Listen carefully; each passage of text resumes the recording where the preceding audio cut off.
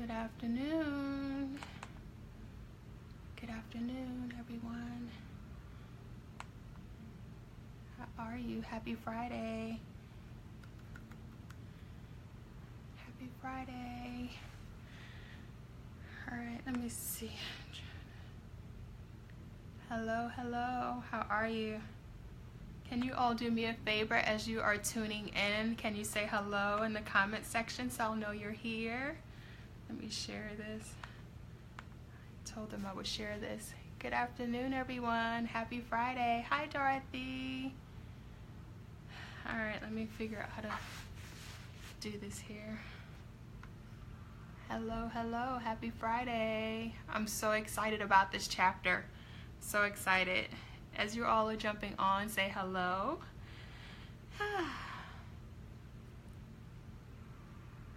Hello. Hi, Vet. How are you? How are you? If you all can do me a favor and please share this. Please share this. Please share this. If you know anyone that is dealing with any kind of health issues, it doesn't matter what it is, even if they're dealing with skin problems, acne, whatever it is, please share. All right. I'm trying to figure out how to put this in the group. Hi, Claudine. How are you? All right, I'm almost finished here. Hello, hello. Hi, Lynn. How are you? So good to see you.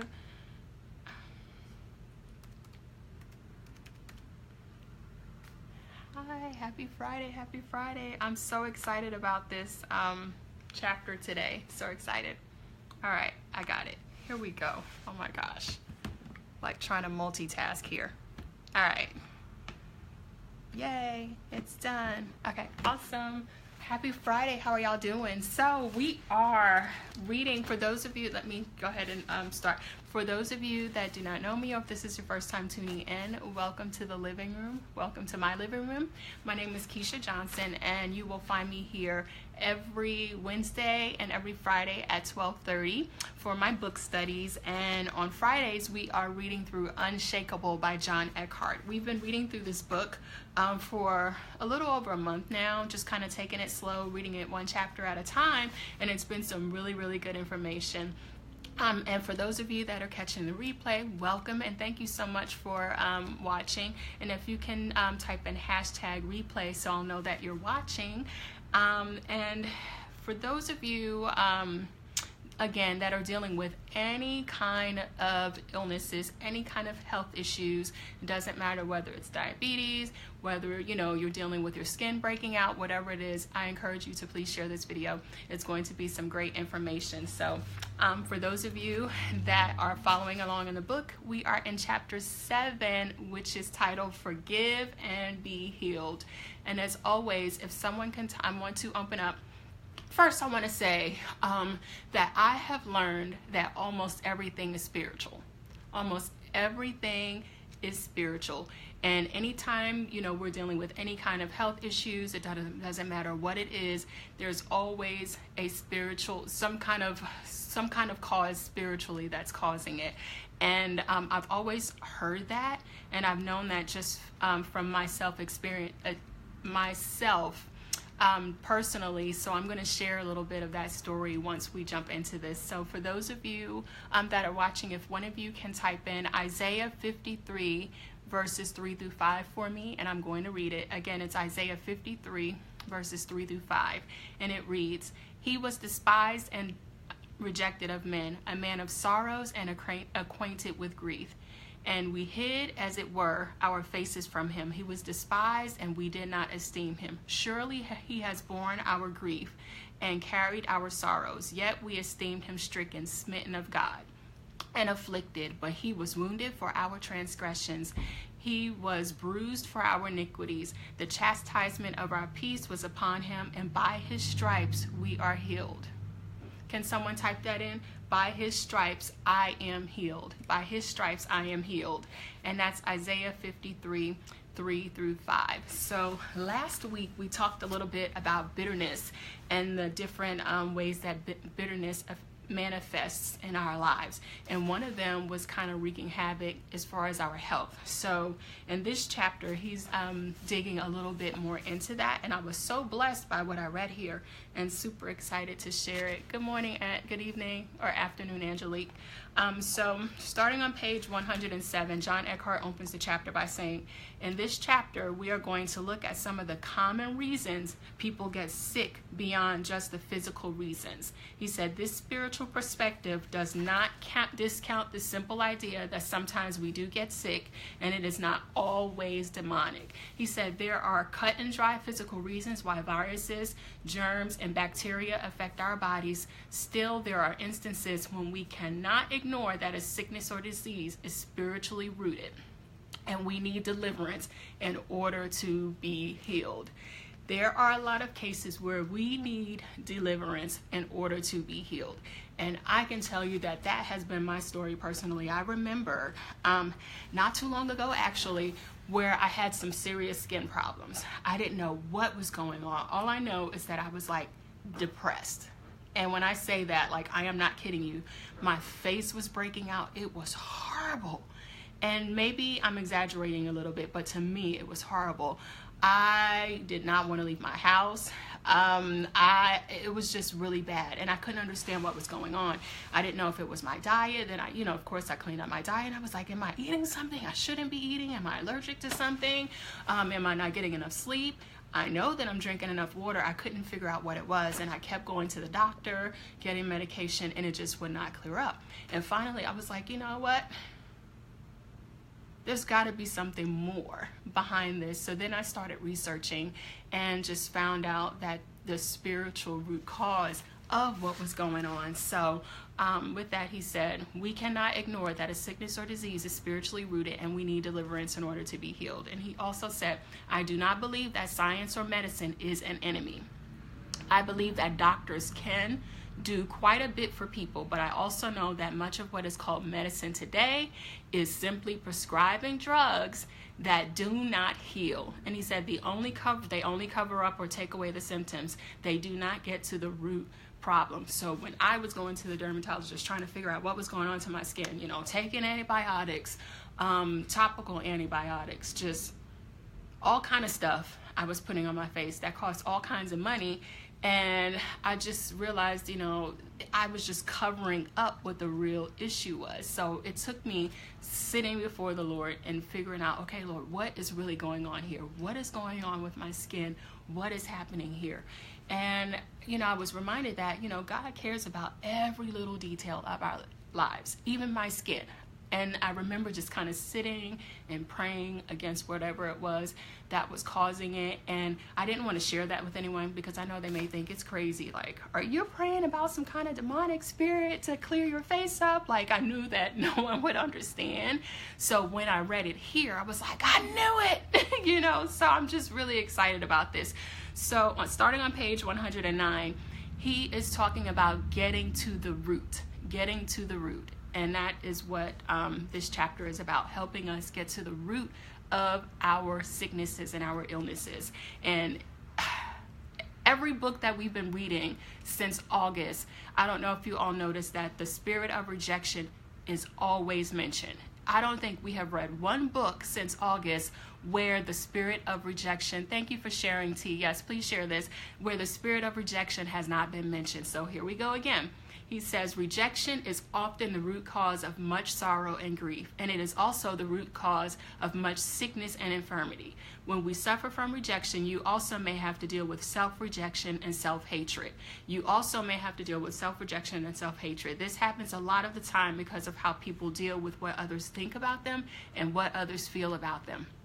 Again, this happens a lot because we worry too much about what others think about us and what others feel about us. And that was one of the things that I struggle with. And I thank God that the Lord delivered me from the opinions of other people. I post again every now and then, and a lot of times it's really me reminding myself what other people think about me is none of my business. Can y'all repeat that? Type that in the comments. What other people think about me is none of my business. What other people think about me, it's none of my business. It's none of my business. And so that causes us a lot of stress, worrying about too much about what other people think about us and what other people are saying about us. And he said, but you should never judge yourself based on what others feel about you. You should only judge yourself based on what God feels about you. We should only judge ourselves based on what this word says. Okay? What this word says. What other people say, whatever people think, who cares? It's none of our business. We judge ourselves by what the word says. And I thank God that I finally got to that place. It was a journey, but I got there. And he said, however, most people are not equipped from a young age to deal with rejection. And in my case, I wasn't. I didn't know how to deal with rejection. It's very hurtful and painful, especially for a child who feels rejected by mother and father. And that is my story, feeling rejected by my mother and by my father. And even when we're not actually rejected, sometimes, and we've learned just by doing these studies that there is real rejection and perceived rejection. A lot of times we think we're being rejected and we're not. And I remember my mentor, counselor, sharing that with me one day. She said, you know, a lot of what you think is rejection is not really rejection. And I didn't understand what she meant. I didn't understand a lot of what she meant during that time. And she just kept planting those seeds, And it's funny how now I'm like, I get it. When she said that, I get it. Like it all clicked. Yes, there is a difference, Heather. There is. And I know that now. I didn't know that when I started this journey.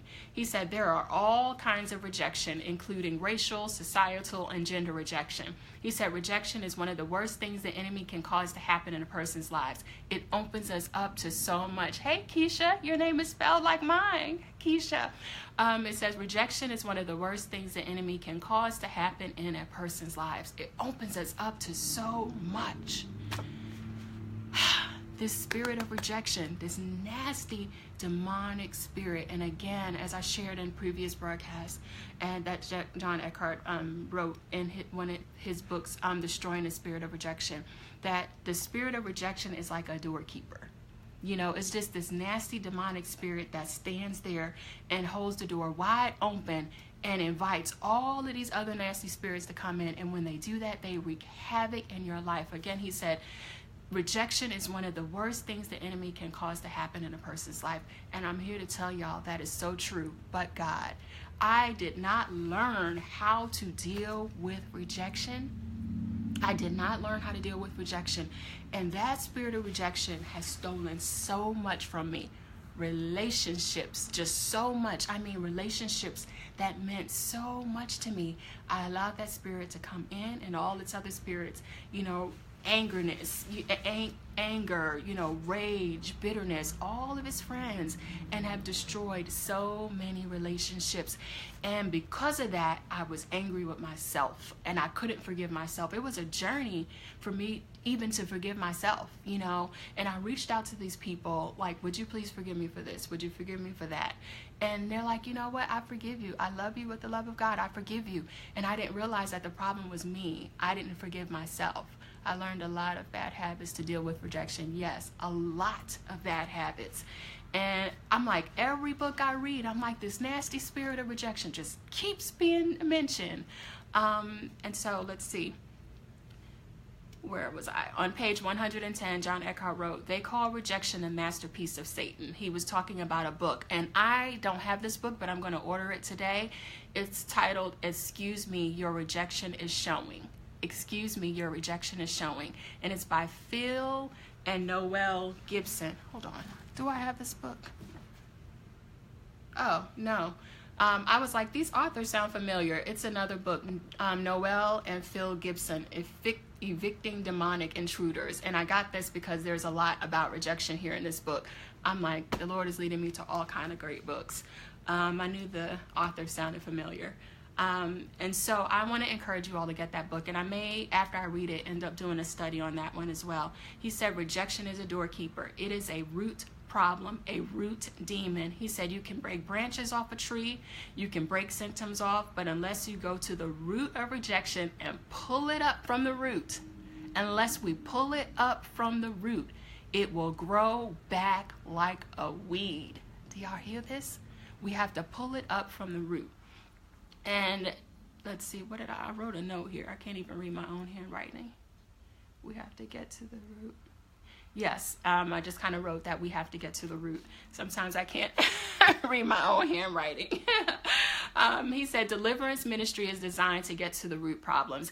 And it's just so sad that, there aren't very many churches today, or maybe it's just the area that I live in. They don't have very many deliverance ministries. I have yet to find one in my area. I have been searching to and from. If anyone knows of like a deliverance ministry out in the area of like Ackworth, Marietta, Kennesaw, Smyrna, in that area, please message me and let me know, because I have been looking and I have been yet to find one. And it's not taught in the church. All of what I'm learning is like through books and things like this that the Lord is leading me to, and YouTube videos and things like that. I really wish the churches taught more about, deliverance, because it's a very real thing. He said the problem with roots is that you can't see them with the natural eye. They are often hidden underground, but you know that they are there. Oftentimes, the problems that people have are hidden from the natural eye and can only be discerned by the Spirit of God, by someone with discernment who is able to see what cannot ordinarily be seen.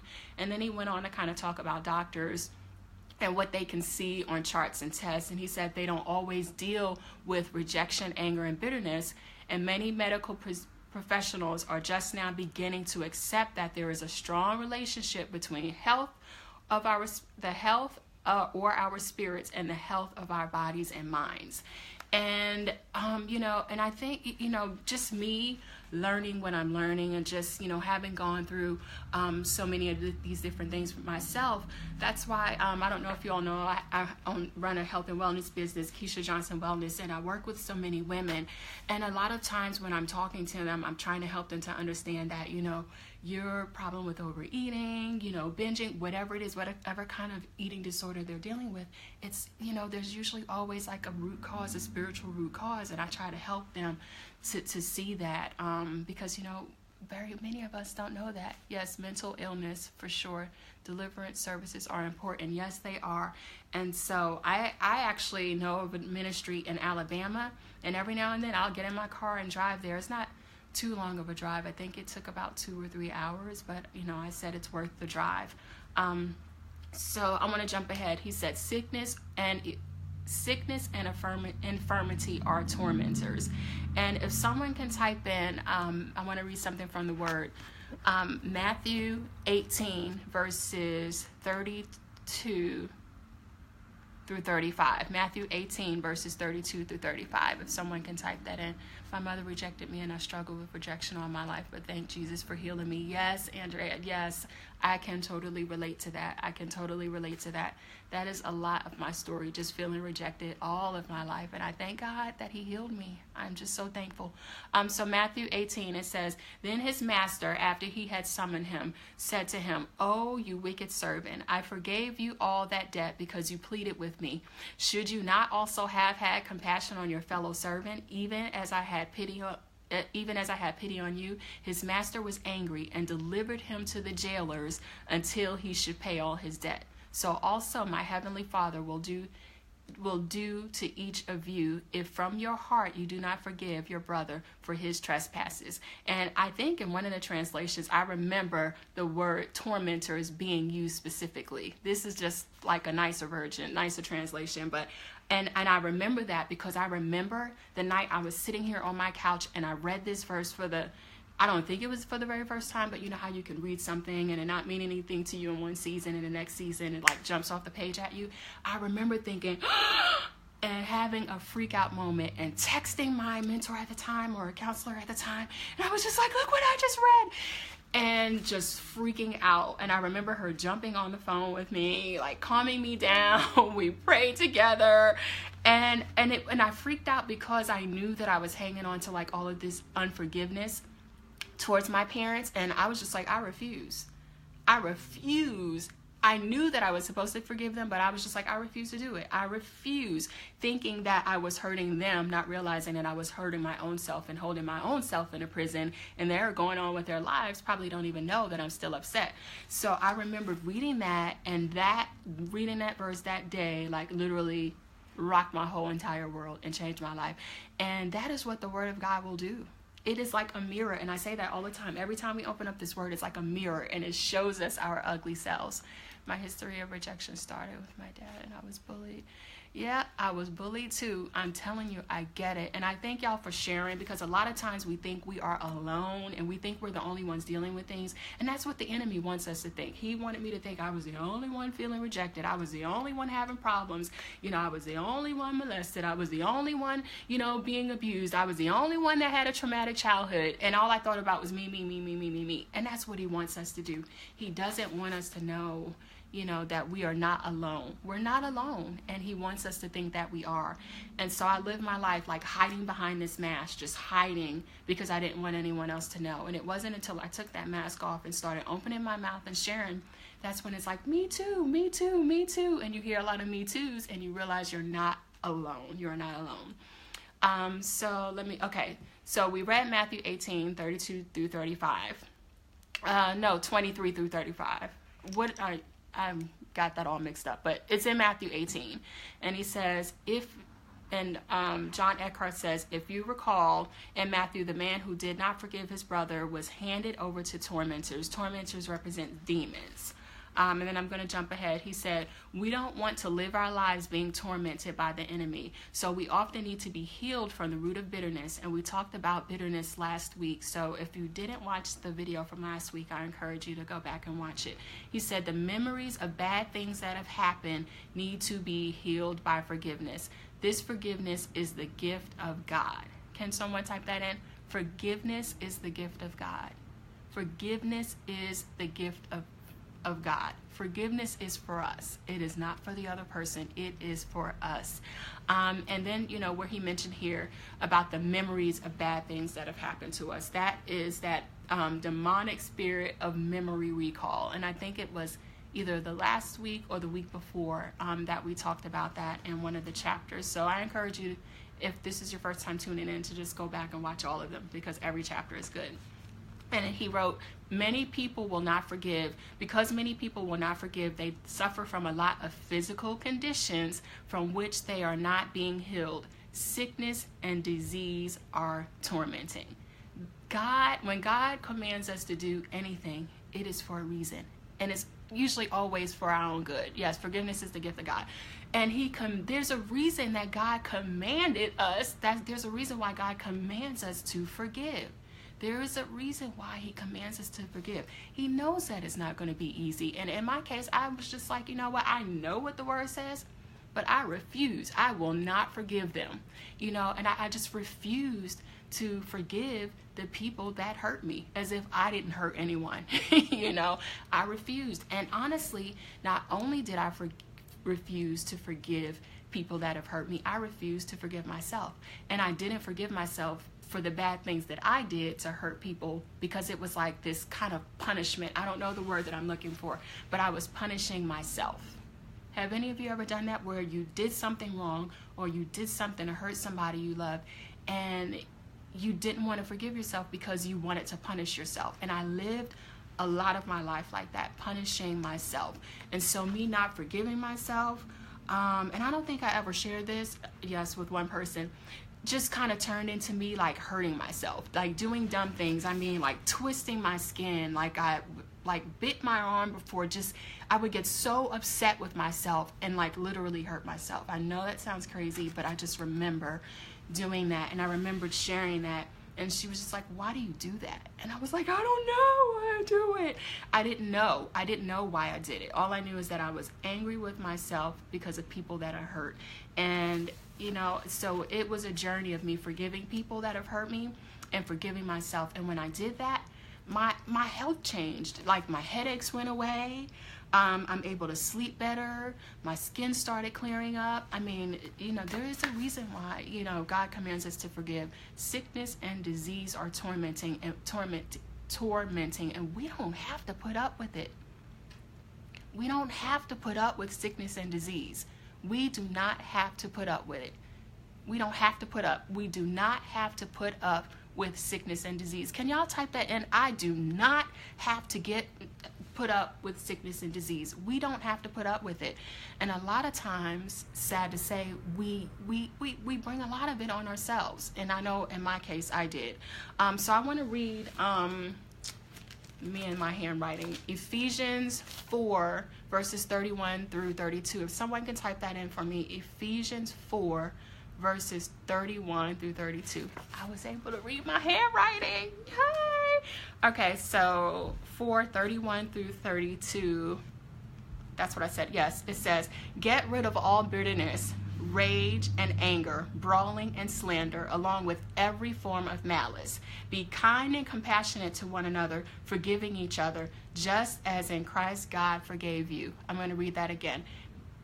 Get rid of all bitterness, rage and anger, keyword all, brawling and slander, along with every form of malice. Be kind and compassionate to one another, forgiving each other, just in Christ God forgave you.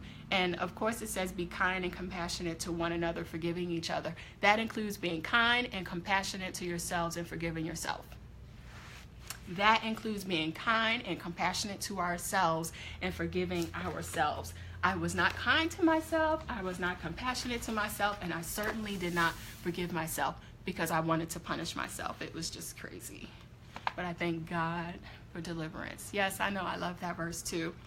So John Eckhardt wrote, the root cause of many diseases is unforgiveness and bitterness. Can someone type this in? I wrote in a bitter heart finds no peace like a forgiving heart.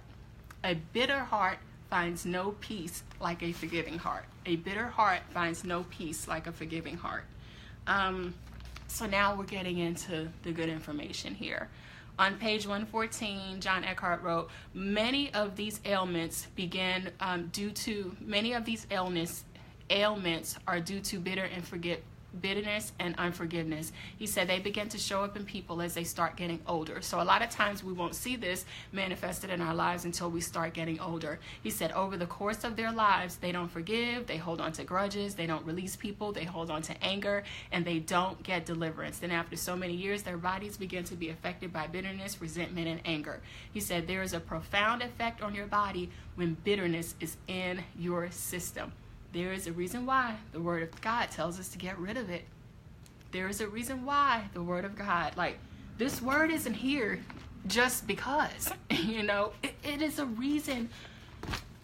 There is a reason why God tells us to get rid of it. There is a reason why He commands us to forgive. He doesn't speak just to speak. He speaks to be obeyed. And I remembered when I finally got that. Not saying that I'm perfect. I still get it wrong. You know, there are things that I do, and I do it knowing what I'm doing and knowing that I'm not supposed to do it. But God does not speak just to speak. He speaks to be obeyed. There's a reason why He speaks these things to us. Okay, and now John Eckhardt wrote on page 115, he says, since the root of bitterness stems from repressed anger and rage, and there is usually a root of unforgiveness, which can be pointed towards yourself, others or God, every area of your body is a potential target for the enemy. He said the following is a list of physical conditions that result from bitterness and unforgiveness, as well as other demons found in the rejection, rebellion, and bitterness clusters. So I'm going to read them off, and I meant to write them down separately so I can just read them off to you really quickly. So I'm going to read off the physical conditions that are on this list, and then I'll go back and talk about a few of them. And if you do not have this book, I encourage you to go get it. It is a blessing. So he said the following is a list of physical conditions that result from bitterness and unforgiveness. He said cardiovascular, you end up having heart problems, heart disease or disorders, issues with your digestive system, the stomach, intestinal or eating disorders. The third is having, colds and dealing with the flu, bacterial and viral illnesses, and some cancers and some autoimmune disorders. He said you have problems like skin disorders like I had in my case. And when I get off this live, I'm going to share a picture. I had it in my phone for like 3 weeks, and I was like, I'm not sharing this, but I'm going to share like the difference of what my skin looked like then and what my skin looks like now. And it's not perfect, but there's a big difference. And then he said issues with our muscular system, the nervous system, the reproductive system, the respiratory system, the skeletal system. I mean, so many, can y'all believe this? Like, hanging on to bitterness and unforgiveness causes this many problems. So going into the cardiovascular heart disease, he said, cholesterol problems are commonly rooted in anger, paranoia, and fear. Cholesterol problems are commonly rooted in anger, paranoia, and fear. Withholding, inadequacy, insignificance, sorrow, anger, self-deprecation, and he said congestive heart failure is also commonly rooted in fear and anxiety, as well as bitterness and self-rejection. Like, who would have ever thought? Who would have ever thought? You know, there is a reason why God tells us to get rid of all bitterness and we are to forgive. Under the digestive system, I want to read Ecclesiastes 3:13. It says, and also that everyone should eat and drink and experience good in all their labor.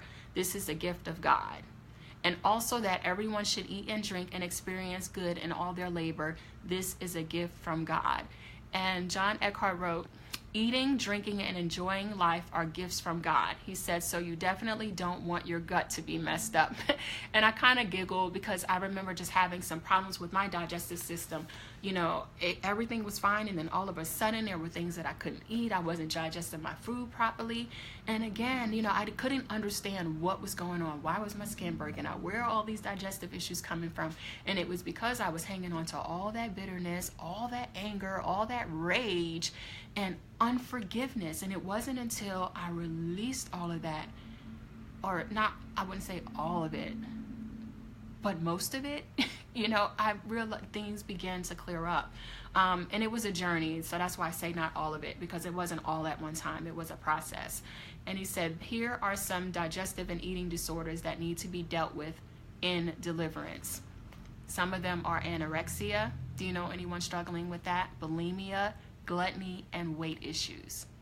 Again, anorexia, bulimia, gluttony, and weight issues. And this is what I try to get the women to understand that I work with. You know, a lot of there's usually always a spiritual root cause for, you know, you having these addictions, for you having these weight issues. And so John Eckhardt wrote, addiction to food can be a spiritual problem. He said, food replaces love. Food addiction and eating disorders can become forms of overabundant self-love. They are rooted in self-hatred, self-rejection, self-bitterness, lack of self-esteem, insecurity, addiction, compulsive behavior, self-pity, self-reward, fear of disapproval. And he just listed this list. I mean, a long list. Get the book. He said, this set of disorders manifests in various ways, such as binge eating, secret abnormal eating, compulsive eating, non-spiritual fasting, and purging what food had been eaten. This is a real thing, y'all. This is a real thing. And I see myself in this paragraph. And I think that's how I got started on my own journey. I remembered, you know, just kind of having like late nights where I would put this big thing of Haagen-Dazs butter pecan ice cream, and not only was I just binging on this ice cream, I would sit up and watch hours and hours and hours of Netflix, you know, and then I would eat, gain all this weight, do what I needed to do to lose it, and it was just like this yo-yo, and it kind of led me to being depressed. You know, and again, I didn't realize that it all stemmed, you know, from the door that was open when I dealt with rejection, you know, as a child, and then all of these other spirits came on in. You know, I didn't know any of this. So anyway, he said eating disorders can also be the result of a spirit of control. Of a spirit of control. And I didn't know until maybe a year ago. I would remember people, and even my husband, saying, you're so controlling. I'm not controlling. You know, like, I'm not controlling. What do I try to control? And then the Lord showed me clearly one day, and I even had my friend tell me that you're always trying to control everything. And I didn't realize that I did have this spirit of control where I had to be in control of everything. And that's because my life as a child was so out of control that when I finally left, and I was like, I'm going to be in control of everything. That's you, Keisha. my life was so out of control. I was just like, nobody is ever going to control me again. And that included God. I was like, I am going to be, sorry, an ambulance is passing by. I am going to be in control over my life. I will never lose control again. I remember making that in a vow. I will never lose control again. So he said, eating disorders can also be a result of a spirit of control. And he said, an eating disorder is a hidden addiction to food, and those who suffer from it desire to eat, but won't because they fear they won't be able to stop. They feel of no value and feel rejected, unloved, and also towards self. And I rejected myself. I didn't like who I was. I didn't like what I saw in the mirror. So I struggled with that, with self-rejection. And it was a journey for me just to get to love myself. I remember I would have to look in the mirror every single day and say, Keisha, I love you. Keisha, I love you. And it felt so dumb. It felt so awkward, but I would do that every single day, like several times a day. And when I say I used to walk by a mirror and I wouldn't even look, like I would turn my head because I didn't like what I saw and who I saw in the mirror. It was just, let me tell y'all, I know we all have a story, but this journey has not been easy. And just to be sitting on this couch sharing with y'all, I'm like, this was not me. I used to be that one that would hide behind a mask, made everybody think that I had it all together, and my life was falling apart. I eat and don't realize it until I'm finished. Yeah, until you're finished and you're stuffed and you're full, feeling like you have to throw up, and then you're mad because you did it again and you said you would never do it again. I get it. So he said it leads to intestinal diseases and digestive problems. He said one of the more serious intestinal diseases is Crohn's disease, which is commonly rooted in self-hate and self-rejection. He said Crohn's disease is an autoimmune disease that causes the white blood cells to eat the lining of the colon, causing ulcers and massive loss of flesh. Please share this video.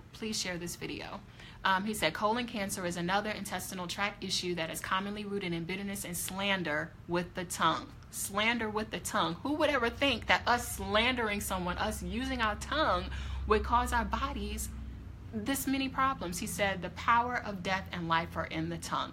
And I am trying to remind myself of that. I remember I shared probably way too many times that I used my mouth to protect me. Because my life was so out of control and I felt like I was abused by so many people, when I felt like anybody was getting close to me at all in any kind of way, or they were going to try to hurt me, I made up words. I know I made up words that people probably were like, where did that come from? I made up cuss words. It was crazy. And I'm just learning, you can't do that. You can't tear people down with our mouths. We can't, speak negative things over ourselves and expect to have, positive results. We can't speak negativity over our lives and expect to have a positive life. So I don't know where that has nothing to do with this. But I just wanted to share that, yes, power of death and life is in the tongue. We need to watch what comes out of this mouth. The third thing he said, immune. So he said dealing with colds, the flu, bacterial and viral illnesses, and some cancers, some autoimmune disorders. So with that, he said you need a healthy body to have a healthy immune system, but a healthy body is a result of a healthy soul. A healthy soul is a delivered soul. A healthy soul is a delivered soul. A healthy soul is a delivered soul. A healthy soul is a delivered soul.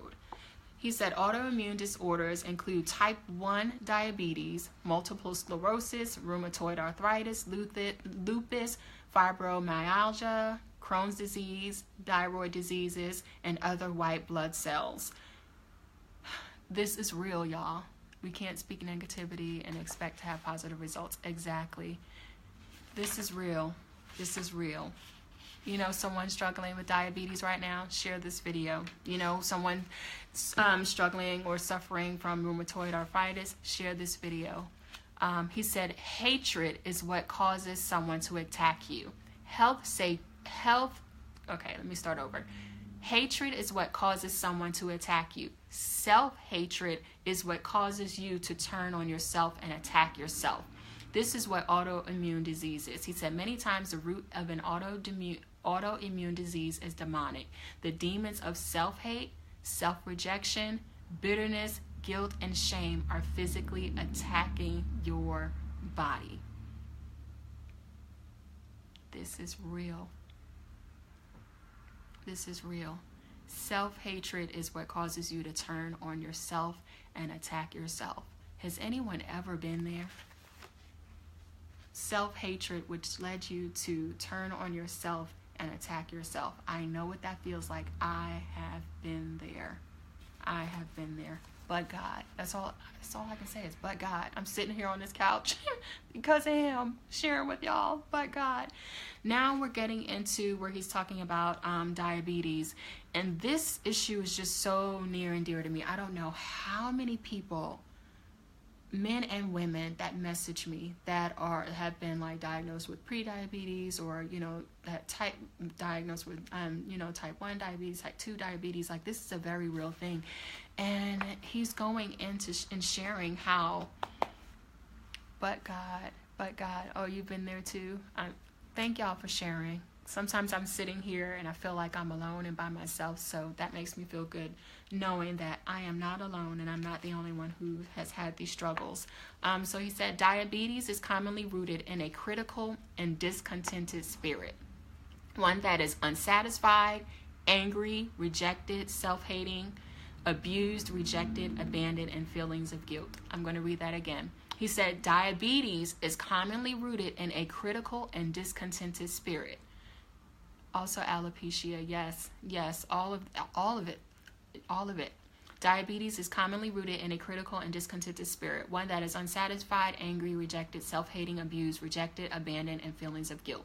He said it is commonly rooted in these issues. Rejection roots itself through this disease due to rejection, usually from a father or a husband or a man in general. I was sitting here reading this chapter like, man. He said rejection sometimes manifests in the body as type 1 diabetes. Again, rejection sometimes manifests itself in the body as type 1 diabetes, which is when white blood cells seek and destroy the pancreas, causing an insulin deficiency. Are y'all hearing this? I'm just like, what? Can you share the resource? I would love to order the resource. Yes, it's Unshakable by John Eckhardt. I always take a picture of the book and put it in the comment section, and today I'll actually drop a link in there. I just order all my books off of Amazon. And I want to read this. It says, the U.S. National Library of Medicine says this.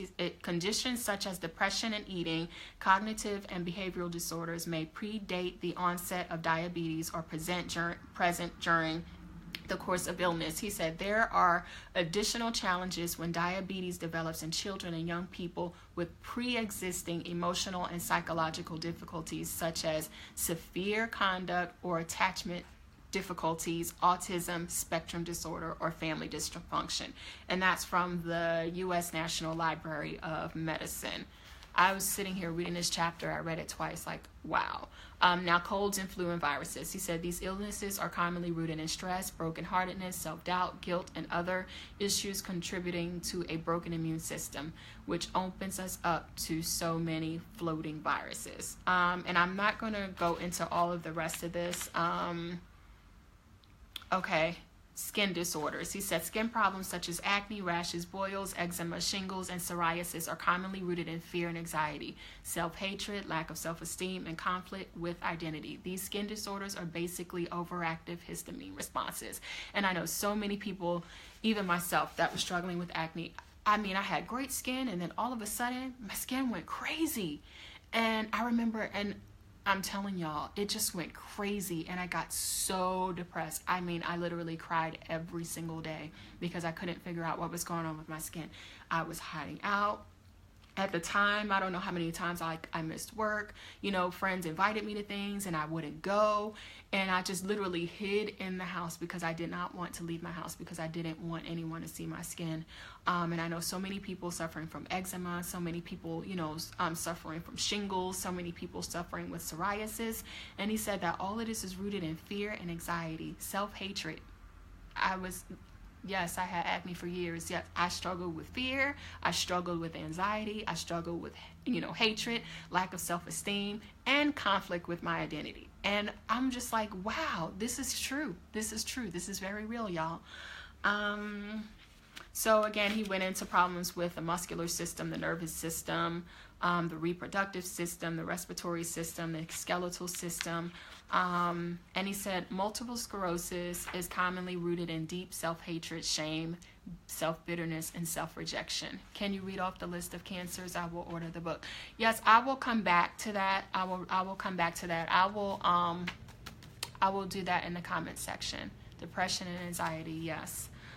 So again, there is a reason why God tells us in Ephesians 4:31 and 32, and I'm going to read it again. Where is it? This Bible has like teeny weeny print. Get rid of all bitterness, rage and anger, brawling and slander, along with every form of malice. Be kind and compassionate to one another, forgiving each other, just as in Christ God forgave you. There is a reason why the Lord is telling us to get rid of all bitterness and get rid of all unforgiveness, and to forgive one another, to be kind, to be compassionate. Okay, and I'm going to skip ahead all the way to the end here, and it's titled, You Can Forgive. Oh my, a mess rooted in shame. Yes, he said, you can forgive. You can forgive. And I know someone's probably watching this right now like, And I remember when someone shared that with me, you can forgive. And I remember thinking, and just thinking all kind of stuff in my head that I can't even repeat. You know, that was like years ago. Like, I refused. I was just like, I'm not forgiving any of them for what they did for me, what they did to me. I'm not forgiving any of them. And I want to read what John Eckhardt wrote. He said, as I pointed out in the previous chapter, which we just talked about last week, bitterness is repressed anger or rage that is produced by rebellion and stubbornness. Many times stubbornness is manifested as a refusal to forgive someone. The Bible says stubbornness is as iniquity and idolatry. And that's from 1 Samuel. I have panic attacks and depression.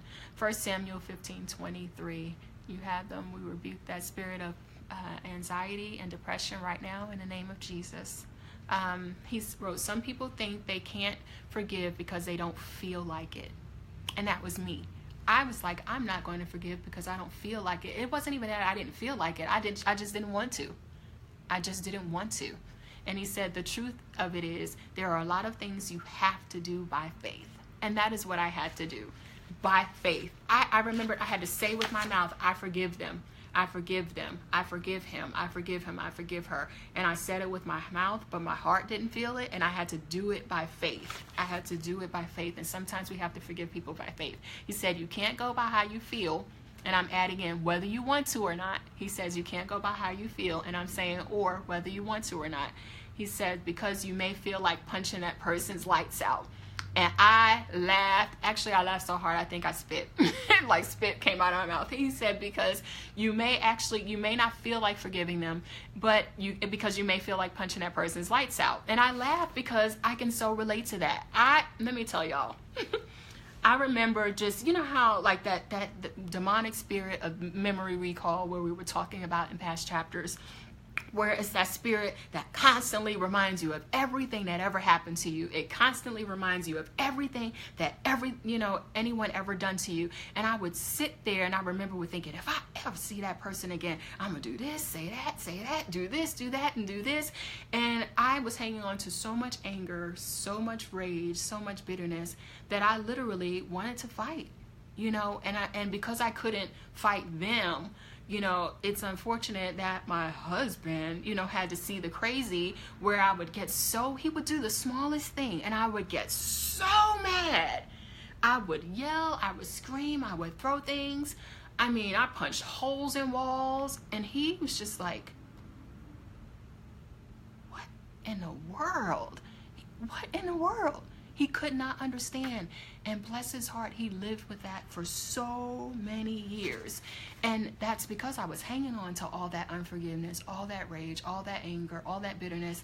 And it's unfortunate that he got the brunt of it, But thank God for deliverance and for healing him. Yeah, it was just really bad. He says, for you, forgiveness will not only be an act of faith, it will also have to be an act of your will. You may find yourself having to act and say that you forgive them, and then with God's strength, With God's strength, actually do it. Forgiving and setting people free will bring healing to your body, mind, and spirit. And I am sitting here on this couch right now before you, telling you there is so much truth in that. You releasing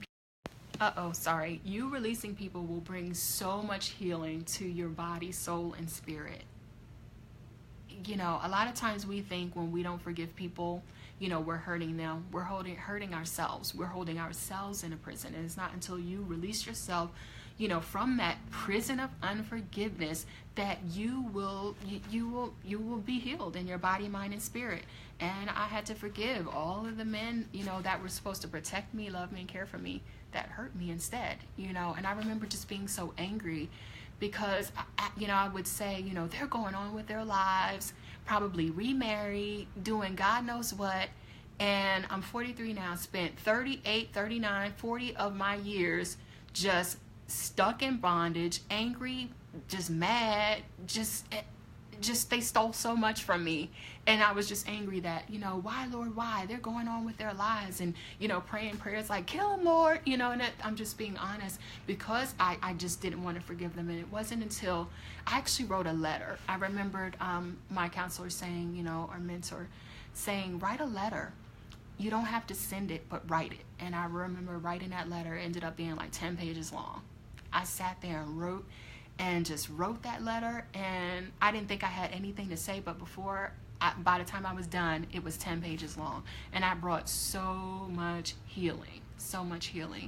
I want to read, if someone can type in 3 John chapter 1 verse 2. Yes, forgiveness is an act of the will. Yes, it is. 3 John chapter 1 verse 2. It says, I pray that in all respects you may prosper and be in good health as your soul prospers. And I'm praying that prayer for you today. I pray that you all, every one of you that are watching, in respects you may prosper and be in good health as your soul prospers. And I pray that over each and every one of you watching this broadcast today, or whenever it is that you're watching it, for those of you catching the replay. And let's see, on page 130, John Eckhardt wrote, going through the list of diseases, you may have found that guilt showed up a lot. Many diseases are rooted in guilt. Guilt is one of the worst things you can allow to control your life. Let me tell you, that is true. He said guilt comes from condemnation, shame, unworthiness, embarrassment, low self-esteem, and feelings of inferiority. Low class, bottom of the barrel, always last, insecure, and never good enough. That was the story of my life. You know, guilt is one of the worst things that you can allow to control your life. Guilt has ruined so many. Oh, I'm sorry, I don't know, I should have turned off these notifications. I got all kind of alarms going off on my phone. He said guilt is a terrible demon and you have to be delivered from it. And it was, you know, I remember when the Lord brought that to my attention, that, you know, that spirit of guilt and that spirit of shame. And I actually read a book, and it's called Shame by Sophia Ruffin. If you don't have that book, I encourage you to go get it. Again, it's Shame by Sophia Ruffin. And it taught me so much about shame and the spirit of shame. And I just thank God. You know, I think it was, you know, as I was reading that book, that the Lord healed me from that spirit of shame. So I just thank God for, you know, those that he calls to write books and they actually obey him and sit and write them. Because, you know, like, a book can change a person's life. You know, like, I would have never thought that me picking up that book in August, Destroying the Spirit of Rejection by John Eckhardt, that would have totally changed my life the way that it did. Totally changed my life. Okay, he said, we have all done things that we are not proud of, but we must remember that when we're done, all we can do to make things right, Jesus is our righteousness. He said he covers us. If we don't get this in our spirits, then we are open to being afflicted by many sicknesses and diseases, because there is a connection between the spirit, soul, and body. Can you all type that in? Jesus is my righteousness. You just received your book in the mail. Which book? Can you type that in? Jesus is my righteousness. Jesus is my righteousness. Jesus is my righteousness. All right. He said he didn't cover every sickness and disease in this chapter, but he did uncover the root issues of the bigger health issues more common to us all. So with that being said, although he mentioned a lot of issues and sicknesses and illnesses here, there are still so many that he did not mentioned. Shame by Sophia Ruffin. Yeah, it's a great book. I think I read it like all in one sitting. He said, in many of these issues like cancer, arthritis, type 1 diabetes, and certain heart conditions, we find that the body is attacking itself, and we have uncovered spiritual reasons why it would do this. So yes. Wow. Did this bless y'all? Did this bless y'all as much as this chapter has blessed me? I want to read, hold on, do I have it here? Hang on. Can someone type in Hebrews 11:3 for me? Hebrews 11:3. It says, what is seen in our bodies oftentimes comes from what is unseen in the spiritual world. What is seen in our bodies is oftentimes, oh yes, absolutely, Jesus is my righteousness. What is seen in our bodies oftentimes comes from what is unseen in the spiritual world. And if someone can type in Hebrews 11:3 for me. Sometimes I can't read my own handwriting, y'all. It's so bad. My kids tease me all the time about my handwriting. So I think that is it. I think that is it. That is all I have. And he closed the chapter with, we must go to the Lord for his wisdom on how to overcome these problems. His gifts, word of knowledge, word of wisdom, and discerning of spirits. And his spirit can give us insight into how to heal from many of these issues, even beyond what the doctors are able to do. We must depend on the Spirit of God to find healing and deliverance from every enemy. So that is my prayer for all of us today. That the Lord would give us wisdom, that the Lord would give us word of knowledge, that the word would give us a discerning spirit and insight as to how to deal with our health issues. And I thank God that he did that for me, when I was struggling with my skin and I didn't know what was going on. I didn't know, why I was having all these digestive problems. And that was when he showed me that I was hanging on to unforgiveness. And once I was able to release myself from this prison and to release everyone that ever did anything to hurt me, it was then that my health began to take a turn. So this is very real, y'all. So if that is you and you feel like you are hanging on to bitterness, anger, rage, and resentment, whatever it is, I just encourage you to go and sit before the Lord and just release it to him and give it to him. And that is all I have. I pray that this blessed you all. And I encourage, please share this video. I know that this will definitely help someone, and you never know who on your timeline needs to hear this message. So that's all I have. Oh, bless you all. I thank y'all so much for tuning in with me every week and just allowing me to share my story. That's not always easy, but y'all are so encouraging and y'all make it super easy to do that. So with that, I say be blessed. Oh, you're welcome, Heather. Love you. With that, I say be blessed. Have an awesome and amazing weekend. And I will see you all on Wednesday. And I think Wednesday is the last chapter for the bondage breaker. Hang on, I have like all my books here.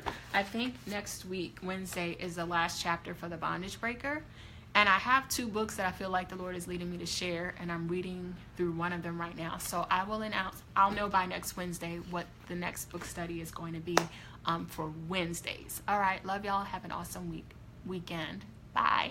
All right, that's all I have. Bye.